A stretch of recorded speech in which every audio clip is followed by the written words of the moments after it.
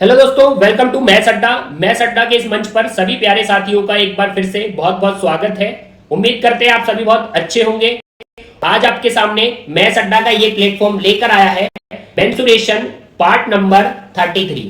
दोस्तों, ये part number 33 हमारा व्रत के बेस पर होने वाला है।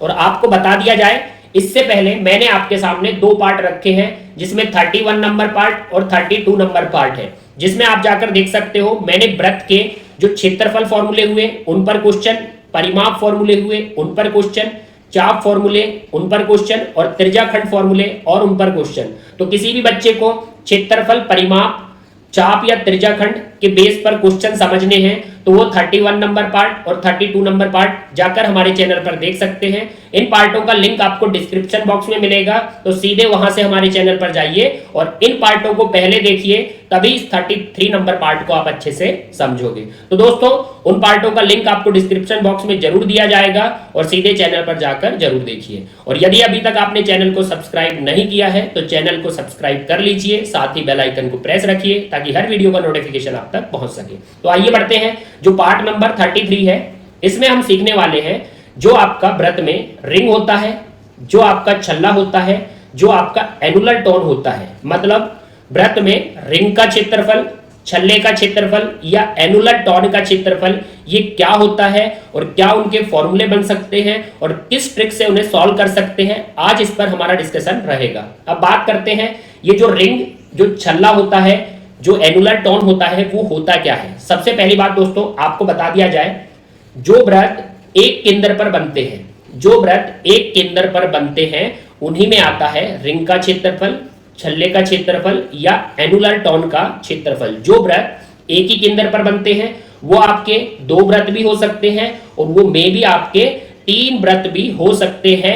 उन्हीं में पूछा जाएगा रिंग का क्षेत्रफल, छल्ले का क्षेत्रफल या एनुलर टोन का क्षेत्रफल। अब दोस्तों, ये होता क्या है, जब आपको दो व्रत दिए जाए या तीन व्रत दिए जाए तो उन व्रतों के बीच का जो क्षेत्रफल होता है, उन व्रतों के जो बीच का क्षेत्रफल होता है, मतलब ये बाहर वाला व्रत और ये अंदर वाला व्रत, इनके बीच में जो क्षेत्रफल रहेगा, इनके बीच में जो क्षेत्रफल रहेगा उसको बोला जाता है रिंग, छल्ला या एनुलर टोन। मतलब ये पूरा देखिए जो मैं सेट कर रहा हूं, ये पूरा एक रिंग टाइप, मतलब अंगूठी जैसा बनता है, तो इसको बोला जाता है रिंग, छल्ला या एनुलर टोन। जो क्षेत्रफल दो वर्तों के बीच में बनता है उसे बोला जाता है रिंग क्षेत्रफल, छल्ला क्षेत्रफल या एनुलर टोन क्षेत्रफल। अब देखिए, रिंग से आप समझ जाओगे, छल्ले से आप समझ जाओगे, लेकिन ये एनुलर टोन आता है तो आपको पता होना चाहिए एनुलर टोन मतलब दो वर्तों के बीच वाला क्षेत्रफल। और दोस्तों, इसके बेस पर अभी हम समझेंगे फॉर्मूला क्या रहेगा और क्वेश्चन कैसे करेंगे। उससे पहले दो लाइन आप सभी के लिए,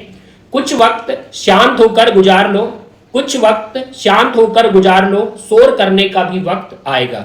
तो बिल्कुल दोस्तों, दुनिया की मोह माया से दूर होकर यदि आप एकांत में साइलेंटली अपनी मेहनत को जारी रखते हो तो जब आप सफल रहोगे, सक्सेसफुल हो जाओगे, तो बिल्कुल शोर मचेगा। इस बात को अच्छे से समझिए और लेते हैं आज के बेस पर बहुत ही प्यारी थीम और बहुत ही प्यारे क्वेश्चन। तो आइए आपके सामने पहले समझते हैं क्या हमारी थीम रहेगी। ये देखिए, यहां पर आप देख सकते हो मैंने क्या रखा है, व्रत में क्या होता है, रिंग, छल्ला या एनुलर टोन क्षेत्रफल।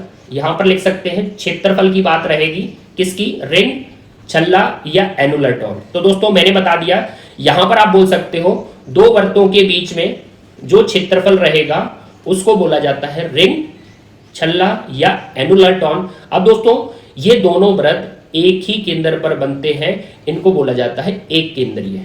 तो यहां पर लिख सकते हो एक केंद्रीय, क्योंकि देखिए पहले वर्डों का मतलब पता होना चाहिए कि जो रिंग का क्षेत्रफल, छल्ले का क्षेत्रफल, एनुलर टोन का क्षेत्रफल, जो क्षेत्रफल पूछा जाएगा वो दोनों व्रत एक ही केंद्र पर बने होने चाहिए। अब दोस्तों, यदि हम बात करें इस बीच के क्षेत्रफल को निकाला जाएगा, तो यदि आप पूरा फॉर्मूला यूज करो तो पूरा फॉर्मूला क्या रहेगा, पहले इसको समझिए। आप बोल सकते हो कि ये जो बाहर वाला व्रत है, बाहर वाला व्रत है, ये बड़ा व्रत है, इसकी रेडियस कैपिटल आर से डिनोट कर सकते हो। बड़ा व्रत है तो त्रिज्या बड़ी रहेगी। और जो अंदर वाला व्रत है, जो अंदर वाला व्रत है वो भाई छोटा व्रत है, तो उसकी त्रिज्या आप स्मॉल आर से डिनोट करोगे। अब आपको पता है जो बाहर वाला व्रत है, ये बाहर वाला व्रत है, इसका क्षेत्रफल क्या होगा, पाई त्रिज्या क्या है, बड़ा आर, तो बड़ा आर स्क्वायर। और दोस्तों जो अंदर वाला वृत्त है ये वाला, इसकी त्रिज्या आपकी छोटे आर से डिनोट करी है, तो इसका क्षेत्रफल होगा पाई छोटा आर स्क्वायर। अब दोस्तों आपको क्या बताना है, इनके बीच का क्षेत्रफल, जिसे आप रिंग बोलोगे, जिसे आप छल्ला बोलोगे, जिसे आप एनुलर टॉन बोलोगे। तो आपको पता है बाहर वाले वृत्त की त्रिज्या बड़ा आर, तो क्षेत्रफल पाई बड़ा आर स्क्वायर, अंदर वाले वृत्त की त्रिज्या छोटा आर, तो क्षेत्रफल पाई छोटा आर स्क्वायर। अब बीच का क्षेत्रफल निकालते हैं दोस्तों। बीच के क्षेत्रफल का मतलब होता है यदि आप कंप्लीट बड़े में से यदि अंदर वाला हटा दोगे, कंप्लीट बड़े में से यदि अंदर वाला हटा दोगे तो आपका बीच का क्षेत्रफल बचेगा, मतलब रिंग बचेगा, छल्ला बचेगा, एनुलर टॉन बचेगा। तो यदि आपको फॉर्मूले से निकालना है तो आप बोल सकते हो बड़े वृत्त के क्षेत्रफल में से छोटे वृत्त का क्षेत्रफल यदि हम हटा देंगे, बड़े वृत्त के क्षेत्रफल में से छोटे वृत्त का क्षेत्रफल हम हटा देंगे तो वो आ जाएगा रिंग, छल्ला या एनुलर टॉन का क्षेत्रफल, जो हमने सेड किया है ये डार्क वाला। अब दोस्तों यहां पर आप यदि पूरे फॉर्मूले से करो तो कैलकुलेशन पे थोड़ा ध्यान रखिए, आप पाई को कॉमन ले सकते हो, तो पाई कॉमन आएगा तो बचेगा capital R square minus small R square. अब यहां पर भी दोस्तों आप यूज कर सकते हो अपनी एल्जेब्रिक आईडी, आप बोल सकते हो पाई ए स्क्वायर माइनस बी स्क्वायर, ए स्क्वायर माइनस बी स्क्वायर मतलब ए प्लस बी और ए माइनस बी। तो पूरा बेसिक जो फॉर्मूला होता है किसका, रिंग का, छल्ले का या एनुलर टॉन का, वो होता है pi R plus R, R minus R. तो ये किसका क्षेत्रफल होता है, रिंग का, छल्ले का, एनुलर टॉन का। तो फॉर्मूले से आप कर सकते हो, लेकिन हम बेसिक तौर पर यहां पर यूज करेंगे आपकी ट्रिक। क्या यूज करेंगे, ट्रिक यूज करेंगे। कैसे, सबसे पहले ये 2 पॉइंट अच्छे से समझ लीजिए जो आपके सामने मैंने नीचे रखे हैं। यदि आपको ट्रिक को समझना है तो ये 2 पॉइंट अच्छे से पता होने चाहिए, जिसमें से पहला पॉइंट क्या है, देखिए वृत्त में व्यास का अनुपात होता है वही त्रिज्या का अनुपात होता है। तो यहां पर आप रीड कर सकते हो, वृत्त में जो व्यास का अनुपात होता है, जो व्यास का अनुपात होता है वही त्रिज्या का अनुपात होता है। मतलब क्वेश्चन में आपको चाहे व्यास का अनुपात बोल दे चाहे त्रिज्या का अनुपात बोल दे, उनका मतलब एक ही है। जो डायामीटर का रहेगा वही आपके रेडियस का रेशियो रहता है। तो आप लिख सकते हो व्यास और त्रिज्या का रेशियो एक ही रहता है। जो व्यास का बोलेगा वही त्रिज्या का होता है और जो त्रिज्या का बोलेगा वही व्यास का होता है। तो ये थीम आप कहीं भी यूज कर सकते हो।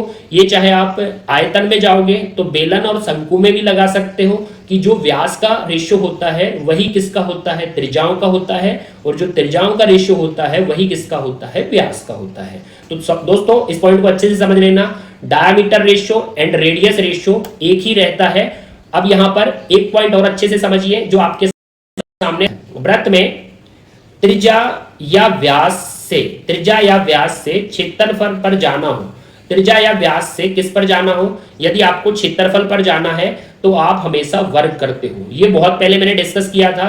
ये कैसे डिस्कस किया था, मैंने बोला था भुजा, परिमाप, विकर्ण या त्रिज्या, इनसे आप क्षेत्रफल पर जाओगे तो वर्ग किया जाता है। तो इसको समझ लेना, त्रिज्या या व्यास से क्षेत्रफल पर जाओगे तो आपको वर्ग करना है। और दोस्तों यहां पर क्या लिखा है, क्षेत्रफल से त्रिज्या या व्यास पर आना हो तो आप करनी करोगे, अंडर रूट करोगे। तो यहां पर दोस्तों थोड़ा ध्यान रखना, ये 2 चीजें बहुत इंपॉर्टेंट है।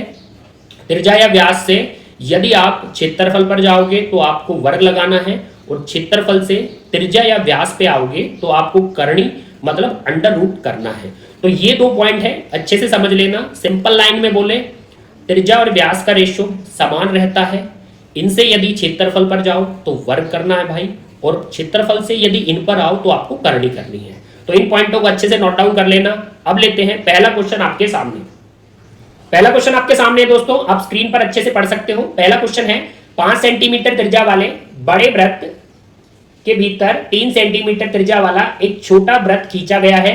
तो एनुलर टॉन के क्षेत्रफल का बड़े वृत्त के क्षेत्रफल से क्या बताइए, अनुपात बताइए। तो सबसे पहली बात दोस्तों, 5 सेंटीमीटर त्रिज्या वाले बड़े वृत्त, तो मतलब बड़ा वृत्त आपका 5 सेंटीमीटर त्रिज्या वाला है, बड़े आर से डिनोट, और जो आपका 3 सेंटीमीटर त्रिज्या वाला है वो आपका छोटा वृत्त है, तो उसको छोटे आर से डिनोट करो। तो बड़े वृत्त की त्रिज्या 5 सेंटीमीटर है, छोटे वृत्त की त्रिज्या आपकी 3 सेंटीमीटर है। अब यहां पर देखिए दोस्तों, आपसे ऐसे क्वेश्चन में बोला जाता है एनुलर टॉन मे भी छल्ला बोल दे, मे भी आपको रिंग बोल दे, तो आपको उसका मीनिंग पता होना चाहिए कि एनुलर टोन मतलब दो वृत्तों के बीच वाला क्लियरली क्षेत्रफल। अब दोस्तों आप बोल सकते हो बड़े वृत्त के क्षेत्रफल के साथ हमें अनुपात बताना है, तो यहां पर देखिए जो उनकी त्रिज्या है, उनकी त्रिज्या है भाई, बड़े वृत्त की त्रिज्या किसमें है, बड़े वृत्त की त्रिज्या 5 में है और छोटे वृत्त की त्रिज्या आपकी 3 में है। तो ये उनकी त्रिज्याओं में अनुपात दिया है, ये उनकी रेडियस में अनुपात दिया है। तो यहां से दोस्तों मैंने आपको शॉर्टकट बताया था कि शॉर्टकट क्या था, त्रिज्या हो या व्यास हो, तो ये त्रिज्या भी हो सकती है, बड़े वृत्त की 5 है, छोटे वृत्त की 3 है। ये उनका व्यास भी हो सकता है कि बड़े वृत्त का व्यास 5 आ जाए, छोटे वृत्त का व्यास 3 आ जाए। तो त्रिज्या हो या व्यास हो, यदि उनसे आपको क्षेत्रफल पर जाना है, तो मैंने अभी बताया था त्रिज्या और व्यास से यदि क्षेत्रफल पर जाना है तो आपको वर्ग करना है। तो इस कंडीशन को बस थोड़ा ध्यान रखिए, त्रिज्या या व्यास से क्षेत्रफल पर जाओ तो वर्ग करते हैं और क्षेत्रफल से त्रिज्या व्यास पर आओ तो आपको करनी करनी है। तो यहां पर त्रिज्या व्यास से क्षेत्रफल पर जाइए, वर्ग करिए, तो 5 का वर्ग आपका 25 हो जाएगा और 3 का वर्ग आपका 9 हो जाएगा। तो क्लियरली आप बोल सकते हो कि यहां पर बड़े वृत्त का क्षेत्रफल, बड़े वृत्त का क्षेत्रफल क्या आया है 25 और छोटे वृत्त का क्षेत्रफल आपका 9 है। तो यहां पर आप रख सकते हो बड़े वृत्त का क्षेत्रफल 25 है और छोटे वृत्त का क्षेत्रफल आपका 9 है। तो यहां से दोस्तों आप क्वेश्चन सॉल्व कर सकते हो कि आपको बताना क्या है, आपको बताना है एनुलर टोन के क्षेत्रफल का बड़े वृत्त के क्षेत्रफल से अनुपात बताइए। अब एनुलर टोन क्या होता है, एनुलर टोन आपको पता है बड़े वृत्त के क्षेत्रफल में से छोटे वृत्त के क्षेत्रफल को माइनस कर दिया जाए तो बीच वाला जो क्षेत्रफल आता है उसको एनुलर टोन बोला जाता है। तो यहां पर बड़े वृत्त का क्षेत्रफल क्या है 25 है, छोटे वृत्त का क्षेत्रफल 9 है। तो आप बोल सकते हो एनुलर टोन क्या बनेगा, बड़े वृत्त के क्षेत्रफल में से माइनस छोटे वृत्त का क्षेत्रफल। और किससे रेशियो बताना है, यहां पर आप रीड कर सकते हो बड़े वृत्त के क्षेत्रफल के साथ। तो यहां पर बड़ा वृत्त लिखा है तो बड़े वृत्त का क्षेत्रफल आप देख सकते हो कि बड़े वृत्त का क्षेत्रफल आपका 25 है। तो यहां से आप सिंपली रेशियो बता सकते हो कि 25 में से आपका 9 जाएगा, क्लियरली 16 आएगा, 25 में से 9 जाएगा 16 जाएगा आ जाएगा और बड़े वृत्त का क्षेत्रफल वो आपका 25 है, 25 है। तो रेशियो देखिए कौन सा रेशियो है 16 25 के साथ, 16 25 के साथ हमारा दूसरा ऑप्शन है, इसको टिक कर दीजिए। तो दोस्तों देख लीजिए मात्र आपको त्रिज्या मिलेंगी, मात्र आपको व्यास मिलेगा जो हमें 5 और 3 मिला है। उनसे क्षेत्रफल पर यदि हम जाने की कोशिश करेंगे तो हमें वर्ग करना है, तो 25 और 9 आएगा। अब यहां पर एनुलर टोन का मीनिंग क्या होता है, बड़े वृत्त में से छोटे वृत्त का क्षेत्रफल हटा दीजिए तो आपको मिलेगा 25 माइनस 9 16। और बड़े वृत्त के साथ पूछे तो आप 25 रख सकते हो और छोटे वृत्त के साथ पूछता तो फिर आप 25 की जगह 9 रख सकते हो। अभी बड़े वृत्त के साथ पूछा है तो 25 रख दीजिए, 16 25 हमारा आंसर है। और दोस्तों इस ट्रिक को यदि आप समझे हो कि आप क्षेत्रफल पर जाओगे तो आपको वर्ग करना है, तो एक क्वेश्चन आपके लिए है, आप उसे करके देख सकते हैं। देखिए ये आपके सामने है, क्वेश्चन क्या है एक बार रीड कर दीजिए। 3 एक केंद्रीय वृत्त, सबसे पहली बात ये हमारी कंडीशन है कि तीनों वृत्त होते हैं या दो वृत्त होते हैं वो एक ही केंद्र पर होने चाहिए। 3 एक केंद्रीय वृत्त, यहां पर बोल सकते हैं 3 क्या होते हैं, एक केंद्रीय वृत्त होते हैं। तो तीनों एक केंद्रीय वृत्त है जिनके व्यासों का अनुपात। अब दोस्तों यहां पर कंफ्यूजन नहीं होनी चाहिए, जो व्यासों का होता है वही त्रिज्याओं का होता है और जो त्रिज्याओं का होता है वही व्यासों का। उनके व्यासों का अनुपात 1 2 3 है, इसका 1 है, इसका 2 है और इसका 3 है। तो जो व्यासों का अनुपात होता है वही आपके त्रिज्या का अनुपात होता है 1 2 एंड 3। अब आपसे पूछा क्या गया है, अंदर वाले दोनों वृत्त के रिंग क्षेत्रफल का बाहर वाले दो वृत्त के रिंग क्षेत्रफल से अनुपात बताइए। तो यहां पर आपको बोला गया है रिंग, रिंग का मीनिंग मैंने आपको समझा दिया था कि बीच वाला जो क्षेत्रफल होता है उसे रिंग क्षेत्रफल बोला जाता है। तो दोस्तों सेम प्रोसेस है, त्रिज्या से आप क्षेत्रफल पर आइए और त्रिज्या से क्षेत्रफल पर आओगे तो आपको पता है करना क्या है, आपको वर्ग करना है। और जैसे ही वर्ग करोगे 1 का वर्ग 1 आएगा, 2 का वर्ग 4 आएगा और 3 का वर्ग क्लियरली 9 आएगा। तो यहां पर छोटे का क्षेत्रफल आपका 1 है, बीच वाले का क्षेत्रफल आपका 4 है और सबसे बड़े वृत्त का क्षेत्रफल आपका 9 है। अब पूछा क्या गया है, अंदर वाले दो मतलब ये वाला और ये वाला, अंदर वाले दो वृत्तों के रिंग क्षेत्रफल। तो यहां पर रिंग क्षेत्रफल मतलब बीच का क्षेत्रफल, तो बीच का क्षेत्रफल बाहर वाले का क्या है 4 है, अंदर वाले का 1 है, तो 4 में से 1 जाएगा तो आपका 3 आएगा। और फिर बोला है बाहर वाले दो वृत्त के रिंग क्षेत्रफल, बाहर वाले दो वृत्त मतलब ये 2 वाला और ये 3 वाला, इनका क्षेत्रफल क्या आया है, 2 वाले का भाई 4 आया है, 3 वाले का भाई 9 आया है और इनका रिंग मतलब इनके बीच का क्षेत्रफल। तो 4 और 9 के बीच का क्षेत्रफल आप बोलोगे इसका 9 है, इसका 4 है, तो 9 में से 4 जाएगा तो आपका क्लियरली 5 आएगा। तो आप बोल सकते हो कौन सा ऑप्शन है रेशियो में 3 और 5, तीसरा ऑप्शन है। और दोस्तों ये ट्रिक अच्छी लगी है तो वीडियो को यहीं पर लाइक कर दीजिए, क्योंकि बहुत ही सुपर ट्रिक है कि व्यास त्रिज्या एक ही बात है, 1:3 का रेशियो दिया है। यदि आप क्षेत्रफल पर जाओ तो आपको वर्ग करना है। 1 का वर्ग 1, 2 का 4, 3 का 9। और पूछा क्या गया है, जो अंदर वाले दोनों व्रत हैं उनके रिंग का क्षेत्रफल, तो 4 में से 1 हटा दिया 3 आएगा, और जो बाहर वाले व्रत हैं उनके रिंग का क्षेत्रफल, तो 9 में से 4 हटा दो 5 आएगा। तीसरा ऑप्शन टिक करिए, वीडियो को लाइक करिए और बढ़ते हैं अगले सवाल पर आपके सामने। यहाँ पर देख सकते हो ए और बी ने एक रेस्टोरेंट में 5 इंच व्यास, अब ये देखिए व्यास जो होता है उसी का मतलब रेडियस होता है, 5 इंच व्यास के 2 पिज्जा ऑर्डर करने के स्थान पर 9 इंच व्यास की त्रिज्या होती है, 9 इंच व्यास का एक पिज्जा ऑर्डर किया, तो बताइए दोनों को कितना प्रतिशत अधिक पिज्जा प्राप्त हुआ। अब दोस्तों 2 व्यक्ति थे ए और बी, पिज्जा खाने गए रेस्टोरेंट में, तो उन्होंने क्या करा, 5 इंच व्यास के 2 पिज्जा ऑर्डर करने के स्थान पर 9 इंच व्यास के एक ही पिज्जा को ऑर्डर किया, तो हमें मात्र ये बताना है दोनों को कितना प्रतिशत अधिक पिज्जा प्राप्त हुआ। अब सबसे पहली बात दोस्तों, 5 इंच व्यास के, व्यास ही क्या होता है, त्रिज्या होती है, और 9 इंच व्यास के व्यास ही क्या होती है, त्रिज्या होती है। तो आप ऐसे रख सकते हो, 5 इंच व्यास के आपके बोले कितने हैं, 2 बोले गए हैं, तो यहां पर बोल सकते हो 5 इंच व्यास के आपके 2 है और 9 इंच व्यास का आपका एक ही है, तो यहां पर एक बड़ा बना सकते हो। अब दोस्तों आपको पता होना चाहिए इनकी त्रिज्या क्या है, इनकी त्रिज्या 5 है, इनकी त्रिज्या क्या है, 5 है, और इस बड़े की त्रिज्या क्या है, इसकी आपकी 9 है। व्यास ही त्रिज्या लेनी है, तो छोटे वालों की जो व्यास है 5 वही उनकी त्रिज्या होगी, बड़े वालों का जो व्यास है 9 वही उसकी त्रिज्या होगी। तो आपको पता है, अभी सीखा है कि त्रिज्या से किस पर जाओ, त्रिज्या से भाई यदि क्षेत्रफल पर जाओगे तो आपको क्या करना है, आपको भाई वर्ग करना है, और जैसे ही आप वर्ग करोगे तो एक बार वर्ग कर दीजिए, तो 5 का वर्ग 25 क्लियरली, और 9 का वर्ग 81।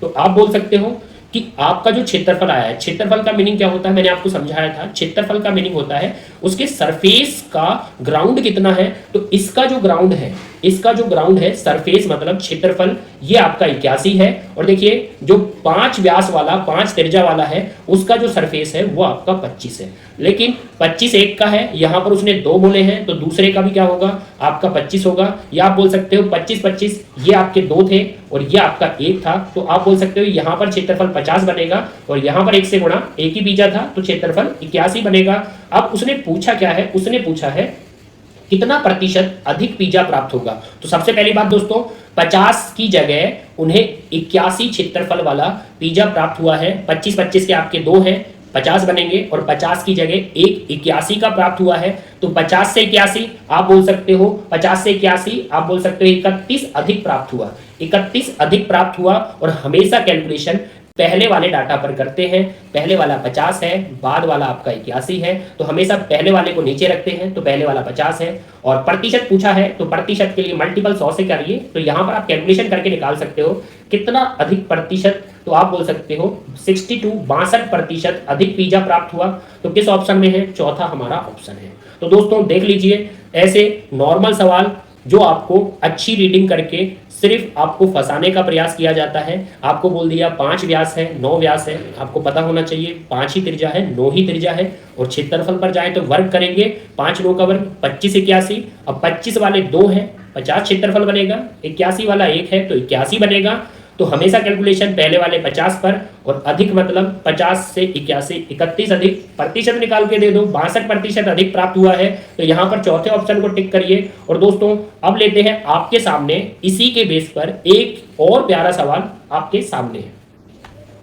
यहां पर देखिए 2 एक केंद्रीय वृत्त इस प्रकार है, 2 एक केंद्रीय है भाई, 2 क्या है, एक केंद्रीय वृत्त इस प्रकार बने हैं, फिगर थोड़ा ऐसे ही बनता है, आप अच्छे से बना लेना। 2 एक केंद्रीय वृत्त है, एक ही केंद्र पर बने हैं, बाहरी वृत्त की त्रिज्या 40 है, बाहरी वृत्त मतलब कैपिटल आर आपकी 40 है। और दोस्तों ध्यान रखिए, यदि अंदर वाले वृत्त का क्षेत्रफल दोनों वृत्तों के बीच के क्षेत्रफल का 1/3 है, तो यहां पर आपको 1/3 क्षेत्रफल मतलब क्षेत्रफल दे दिया, लेकिन आपसे पूछा क्या गया है, तो अंदरी वृत्त की त्रिज्या कितने मीटर होगी। तो अंदरी वृत्त की त्रिज्या मतलब आपसे छोटा आर पूछा है, तो यहां पर आप दोस्तों बोल सकते हो बाहरी वृत्त की त्रिज्या कैपिटल आर 40 दिया है, अंदर वाले वृत्त की त्रिज्या मतलब स्मॉल आर छोटा आर हमसे पूछा है। अब यहां पर बोल सकते हो बाहरी वृत्त की त्रिज्या 40 दी है, अंदर वाले वृत्त की त्रिज्या हमसे पूछी है और हमसे त्रिज्या पूछी है तो भाई हमें क्षेत्रफल से आना पड़ेगा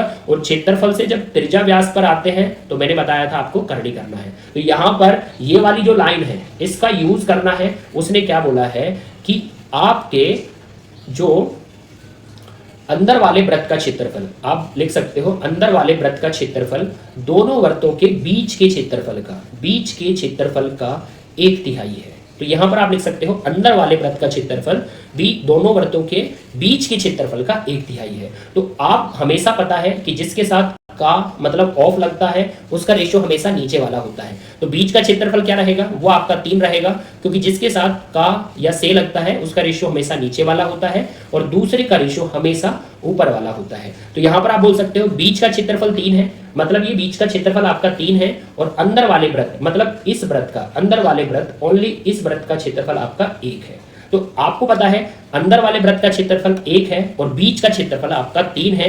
तो क्यों ना आप बड़े वृत्त का क्षेत्रफल और छोटे वृत्त का क्षेत्रफल बना लीजिए, क्योंकि बड़े वृत्त की त्रिज्या दी है और छोटे वृत्त की त्रिज्या आपसे पूछी है। तो यहां पर हम ऐसा रखते हैं कि बड़े वृत्त थोड़ा बड़ा दिखाते हैं और छोटा वृत्त थोड़ा छोटा दिखाते हैं।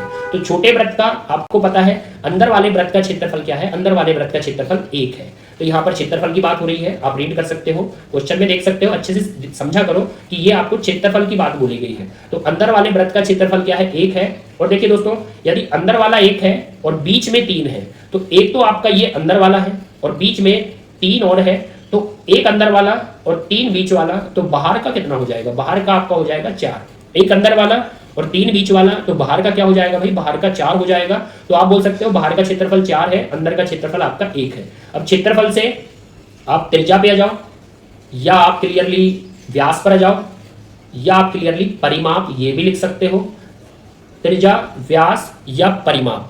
यदि क्षेत्रफल से इन पर आते हैं तो आपको करनी करनी है और जैसे ही आप करनी करोगे तो 4 की करनी आपको 2 मिलेगा भाई और 1 की करनी आपको 1 मिलेगा। 4 का वर्गमूल 2 होता है, 1 का वर्गमूल 1 होता है। तो आ चुका है त्रिज्या व्यास या परिमाप, त्रिज्या व्यास परिमाप का अनुपात आ चुका है। तो देख सकते हैं बाहर वाले वृत्त की त्रिज्या आपको 40 दी है, बाहर वाले वृत्त की त्रिज्या आपको 40 दी है। तो 2 बराबर आपको 40 दिया है तो 1 बराबर आपका 20 आएगा। तो बाहर वाले वृत्त की त्रिज्या 40 दी है तो अंदर वाले वृत्त की त्रिज्या आपकी 20 आएगी, क्योंकि यह त्रिज्याओं का अनुपात था। तो 2 बराबर बाहर वाले की 40 है तो 1 बराबर अंदर वाले की 20 आएगी। तो 20 हमारी त्रिज्या आ चुकी। पहला ऑप्शन बैठा है, टिक करिए और 1 नंबर हासिल कीजिए। बहुत ही आसान तरीके से सॉल्व कर लिया। बीच वाले का क्षेत्रफल 1 है और बीच वाले का क्षेत्रफल 3 है और अंदर वाले का क्षेत्रफल 1 है। अगर अंदर वाले का 1 है तो छोटे वृत्त का 1 रख सकते हो और 1 और बीच वाला 3 मतलब बाहर वाले का 4 है। और क्षेत्रफल से यदि त्रिज्या पर आओ तो आपको अंडर रूट करना है तो आपको 2 1 मिलेगा। अब 2 बराबर आपको त्रिज्या 40 दी है तो 1 बराबर आपकी त्रिज्या होगी क्लियरली 20। अब दोस्तों यदि ये क्वेश्चन आपको अच्छा लगा है तो एक क्वेश्चन और इसी की बेस पर, कैसा क्वेश्चन फिर से कि क्षेत्रफल से त्रिज्या व्यास या परिमाप पर आना हो तो हमें करनी करना पड़े, एक क्वेश्चन और समझते हैं, वो आपके सामने है। यहां पर देखिए आपको क्या दिया है, ऐसी रीडिंग में सवाल आते हैं। अभी एक क्वेश्चन करा था हमने, वो पिज्जा करके आया था और ये वाला सवाल देखिए, एक वर्ताकार स्विमिंग पूल, ये वाला स्विमिंग पूल करके आया है। लेकिन आपको अपने प्रोसेस को ध्यान रखना है, कहां वर्क करना है और कहां आपको करनी करनी है। तो एक वर्ताकार स्विमिंग पूल 4 मीटर चौड़ी एक दीवार से घिरा है। तो आप बोल सकते हो एक वर्ताकार स्विमिंग पूल है जो क्लियरली क्या है, 4 मीटर चौड़ी, 4 मीटर चौड़ी दीवार से घिरा है। तो दोस्तों ये जो मैंने अंदर बनाया है ये आपका स्विमिंग पूल है, आप तैर सकते हो इसमें। और ये जो मैंने बाहर बनाया है ये 4 मीटर चौड़ी क्या बनाई है, दीवार बनाई है। तो दीवार की चौड़ाई 4 मीटर है, मतलब ये वाली जो चौड़ाई है ना दीवार की चौड़ाई, ये आपकी कितनी है, ये 4 मीटर है। तो दीवार की चौड़ाई अच्छे से रखना, बस इसी का यूज आने वाला है। यदि दीवार का क्षेत्रफल आपके स्विमिंग पूल के क्षेत्रफल का, तो दोस्तों यहां पर आप देख सकते हो कि यहां पर फिर से किसकी बात हुई है, क्षेत्रफलों की बात हुई है। पीछे आप देख सकते हो यहां पर भी देखिए, ये जो है ये भी क्षेत्रफल की बात है, ये भी क्षेत्रफल की बात है। तो जब क्षेत्रफल की बात होगी तो हमें त्रिज्या व्यास पे आने के लिए करनी करना है। बस इतना प्रोसेस याद रखना। एक यही क्वेश्चन फिर से देखिए, यदि दीवार का क्षेत्रफल स्विमिंग पूल के क्षेत्रफल का 11/25 है, तो यहां पर दे दिया जो दीवार का क्षेत्रफल है, जो दीवार का क्षेत्रफल है वो क्लियरली क्या है, स्विमिंग पूल के क्षेत्रफल का 11/25 है। तो आप लिख सकते हो स्विमिंग पूल, इसके क्षेत्रफल का क्या है, 11/25 है। तो फिर से सेम तरीके से रेशियो उठाने हैं, जैसे आपने 1/3 का उठाया था वैसे यहाँ पर 11/25 का उठाना है। तो दीवार का क्षेत्रफल स्विमिंग पूल के क्षेत्रफल का 11/25 है। तो यहाँ से फिर से का और से जिसके साथ लगा हो उसका रेशियो नीचे वाला, तो स्विमिंग पूल का क्षेत्रफल वो आपका 25 है। ये जो अंदर जो स्विमिंग पूल बना था उसका क्षेत्रफल क्या है, उसका क्षेत्रफल 25 है। तो 25 स्विमिंग पूल का क्षेत्रफल है जो अंदर बना है दोस्तों। और आगे समझिए, मात्र आपको किसका दिया है, मात्र आपको दीवार का दिया है ऊपर वाला, क्योंकि का से का रेशियो नीचे वाला, तो दूसरे का रेशियो मतलब दीवार का रेशियो वाला, तो दीवार का क्षेत्रफल है 11। दीवार आपकी ये थी जो 4 मीटर चौड़ी बनी थी, तो दीवार का क्षेत्रफल आपका आ चुका है कितना, 11। क्योंकि का से का हमेशा रेशियो नीचे वाला होता है और दूसरे का रेशियो ऊपर वाला। तो पहले आप इस रेशियो को डिसाइड कर लीजिए कि स्विमिंग पूल आपका 25 है और जो दीवार बनी है चारों तरफ उसका क्षेत्रफल 11 है। फिर सेम प्रोसेस रहेगा, आपको लगाना है बड़ा वृत्त और छोटा वृत्त, ताकि उनके क्षेत्रफल से जब आप करनी करोगे तो आप त्रिज्या पे आ सको। अब देखिए यहाँ पर थोड़ा ध्यान देना, जो बड़ा वृत्त है और जो आपका छोटा वृत्त है, तो छोटा वृत्त मतलब जो आपका अंदर बना है स्विमिंग पूल उसका क्षेत्रफल 25 है, और जो आपका बीच का क्षेत्रफल 11 है दीवार का क्षेत्रफल, और अंदर का क्षेत्रफल 25 है। तो अंदर का क्षेत्रफल 25 है और बीच का क्षेत्रफल 11 है, तो अंदर का क्षेत्रफल 25 और बीच का क्षेत्रफल 11, तो बड़े का क्षेत्रफल आपका हो जाएगा 36, 36 और 25 है स्विमिंग पूल छोटे वृत्त का क्षेत्रफल। अब आपको फिर से टेक्ट लगाना है कि क्षेत्रफल से किस पर आओ, त्रिज्या पर आओ, व्यास पर आओ या परिमाप पर। तो आपको करनी करना है, तो करनी कर दो। 36 की करनी आपकी 6 आएगी, 25 की करनी आपकी 5 आएगी। तो क्षेत्रफल से हम आ चुके हैं त्रिज्या पे, व्यास पे, परिमाप पर। अब थोड़ा ध्यान देना, आपसे पूछा क्या है, स्विमिंग पूल की त्रिज्या क्या है, स्विमिंग पूल की त्रिज्या क्या है। तो सबसे पहली बात, स्विमिंग पूल कौन सा है, जो आपका अंदर बना है, मतलब जो आपका छोटा वृत्त है वो आपका स्विमिंग पूल है। अब इसकी हमसे क्या पूछी है, इसकी हमसे रेडियस पूछी है। तो दोस्तों अंदर वाले वृत्त की रेडियस क्या होती है, छोटे आर से डिनोट करते हैं, और बाहर वाले वृत्त की रेडियस आप बड़े आर से डिनोट करते हैं। लेकिन हमसे स्विमिंग पूल की त्रिज्या पूछी है, मतलब अंदर वाले वृत्त की त्रिज्या पूछी है, मतलब छोटा आर हमसे पूछा है। अब दोस्तों आपको एक ही डाटा मिला है, आपको डाटा क्या मिला है, 4 मीटर चौड़ी दीवार। अब सबसे पहली बात दोस्तों, आपको 4 मीटर चौड़ी दीवार मिला है, मतलब ये जो दीवार की चौड़ाई थी यह आपकी 4 मीटर थी। अब आपको पता होना चाहिए ये जो होता है, ये जो चौड़ाई जो होती है, ये चौड़ाई आप कैसे हासिल कर सकते हो। तो ये चौड़ाई जो है वो आप हासिल कर सकते हो कि आप बाहरी वृत्त की त्रिज्या में से, बाहरी वृत्त की त्रिज्या में से, ये बाहरी वृत्त की त्रिज्या हो गई सेंटर पॉइंट से यहां से लेकर यहां तक, बाहर में से यदि अंदर वाले वृत्त की त्रिज्या हटा दो, अंदर वाले वृत्त की त्रिज्या हटा दो, तो सिर्फ ये आपकी चौड़ाई बचेगी। तो आप बोल सकते हो बाहरी वृत्त की त्रिज्या में से अंदर वाले वृत्त की त्रिज्या हटा दो तो आपकी चौड़ाई बचेगी, क्योंकि यहां से यहां तक बाहरी वृत्त की त्रिज्या है और यहां से यहां तक अंदर वाले वृत्त की त्रिज्या है। तो बाहरी वृत्त की त्रिज्या में से अंदर वाले वृत्त की त्रिज्या हटा दोगे तो मात्र आपकी चौड़ाई बचेगी। अब देखिए, बड़ा आर माइनस छोटा आर, मतलब 6 में से 5 गया, बाहरी वृत्त की त्रिज्या 6 है, अंदर वाले वृत्त की त्रिज्या 5 है। तो बाहरी वृत्त की त्रिज्या में से अंदर वाले वृत्त की त्रिज्या हटा दो तो आपकी चौड़ाई बचेगी, जो 1 बची है, जो उसने हमें 4 मीटर दी है। तो 1 बराबर 4 मीटर, 1 बराबर 4 मीटर, तो 5 बराबर हो जाएगा 20 मीटर, और क्लियरली 6 बराबर हो जाएगा आपका 24 मीटर। अब आप देख सकते हो बाहरी वृत्त की त्रिज्या आपकी 24 है, अंदर वाले वृत्त की त्रिज्या आपकी 20 है। तो 24 में से यदि 20 हटा दोगे तो 4 मीटर जो बचेगी वो दीवार की चौड़ाई बचेगी। तो इस प्रकार से आपसे पूछा क्या था, स्विमिंग पूल की त्रिज्या मतलब अंदर वाले वृत्त की त्रिज्या जो आपकी 20 मीटर आई है। फिर से ऑप्शन देखिए कौन सा ऑप्शन हमारे साथ है, पहला ऑप्शन हमारे साथ है, नोट कर दीजिए। दोस्तों देख लो कितनी सिंपल वे में हम क्वेश्चन कर सकते हैं, बस हमें रेशियो का पता होना चाहिए कि जो स्विमिंग पूल है अंदर वाला वृत्त है उसका क्षेत्रफल 25 है, बीच का क्षेत्रफल दीवार का 11 है, तो 25 और 11, बाहर वाला आपका 36 बनेगा, अंदर वाला आपका 25 है। तो 36 25 से करनी कर दीजिए 6 5, आप त्रिज्याओं पर आओगे, और जो आपकी चौड़ाई होती है ना, जो आपकी चौड़ाई होती है वो हमेशा आती है बाहर वाले वृत्त की त्रिज्या में से अंदर वाले वृत्त की त्रिज्या हटा दोगे तो आपकी चौड़ाई बचेगी। तो 6 में से 5 हटाया तो आपकी 1 बचेगी, 1 बराबर उसने 4 बोला है, 1 बराबर 4, तो 5 बराबर अंदर वाले वृत्त की त्रिज्या स्विमिंग पूल की त्रिज्या 20 मीटर आ चुकी है। पहला ऑप्शन लॉक कर दीजिए। यदि दोस्तों आज के क्वेश्चन आप प्रॉपर तरीके से समझे हो तो एक क्वेश्चन आपके लिए छोड़ा जाता है, उसमें दिया है दो एक केंद्रीय वृत्त के छल्ले का क्षेत्रफल छोटे वृत्त के क्षेत्रफल का अनुपात 5 4 है, तो बड़े वृत्त और छोटे वृत्त के परिमाप में अनुपात क्या होगा। मैंने आपको बता दिया था कि जो त्रिज्या होती है, जो आपका व्यास डायामीटर होता है, जो आपका परिमाप पैरामीटर होता है, वो एक ही रहता है। त्रिज्या हो चाहे आपका व्यास हो चाहे आपका परिमाप हो, उनका मतलब एक ही रहता है। और आपको दिया क्या है, दो एक केंद्रीय वृत्त है, कंडीशन अपनी पूरी हो गई है। छल्ले का क्षेत्रफल, बीच के क्षेत्रफल और छोटे वृत्त का क्षेत्रफल का अनुपात दिया है। अब क्षेत्रफल का अनुपात दिया है तो आपको क्षेत्रफल से त्रिज्या पे आना हो या व्यास पर आना हो या परिमाप पर आना हो तो आपको करनी करना है और कमेंट बॉक्स में आंसर बताना है कि दोनों वृत्तों के परिमाप में क्या रेशियो होगा। तो आपके कमेंट का वेट रहेगा, इस क्वेश्चन का आंसर मुझे जरूर करना। और दोस्तों मिलते हैं अगली वीडियो में। यदि आज का कंटेंट आपको अच्छा लगा हो तो वीडियो को लाइक किया करो, चैनल को सब्सक्राइब करके अपने दोस्तों को शेयर किया करो, क्योंकि बहुत ही अच्छी सीरीज चल रही है। आप सीरीज फॉलो करोगे तो बहुत सारे एग्जाम में आपको फायदा मिलने वाला है। तो दोस्तों मिलते हैं अगली वीडियो में। जय हिंद, जय भारत।